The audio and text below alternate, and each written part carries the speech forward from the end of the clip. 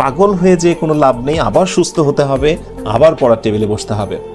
এত মনে রাখা কঠিন? নেভার। আমি যদি পারি তুমি কেন পারবে না? কারণ তুমি বলতে পারো যে স্যার আপনি অনেক স্টাডি করেছেন, তা আমি স্টাডি করেছি, তোমার স্টাডি করতে সমস্যাটা কোথায়?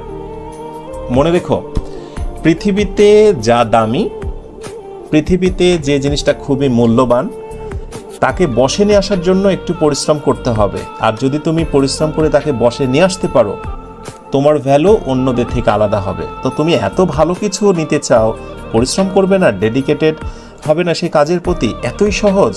সো আমি তোমাকে রিকোয়েস্ট করব, অন্যদের থেকে একটু আলাদা হয়ে যাও।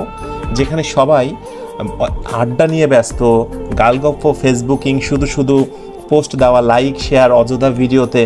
প্লিজ, আমি উপদেশ আসলে সবসময়ই চেষ্টা করি যে তোমরা মেগাবাইট খরচ করে আমার ক্লাসগুলো করছো, সো আমি চেষ্টা করি যে প্রতিটা মুহূর্ত যেন তোমাদের কাজে লাগে। কিন্তু তারপরে কিছু কথা মনে হয় যে আউট অফ সিলেবাস বা আউট অফ টপিক বলা উচিত। সেটি হলো, শুধু শুধু অনলাইনে দিনের সময়টা নষ্ট না করে নিজেকে একবার প্রশ্ন করবে, আজকে যদি দিনে সারাদিন আমি 3 ঘন্টা ব্রাউজিং করি, ইউটিউবিংয়ে থাকি বা ফেসবুকিংয়ে সময় নষ্ট করি, নিজেকে প্রশ্ন করে দেখবে যে এর ভিতর থেকে আমি কতটুকু শিখতে পেরেছি, সত্যিকার অর্থে সেটি আমার জীবনে কাজে লাগবে কিনা।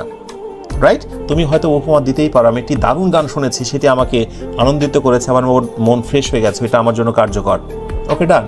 এছাড়াও তো আরও অনেক জিনিস রয়েছে যেটা তোমার জীবনে কার্যকর হতে পারে। শুধু শুধু উপমা দিয়ে অন্যকে এক্সকিউজ দেখিয়ে কোনো লাভ নেই। পড়তে হবে তোমাকেই, এগিয়ে যেতে হবে তোমাকেই। অন্যের সঙ্গে কম্পারিজন করার জন্য তুলনা করার দরকার নেই। তুমি শুধু তোমার তুলনা।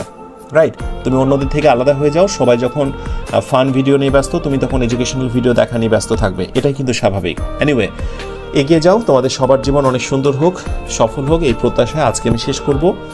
আজ এ পর্যন্তই।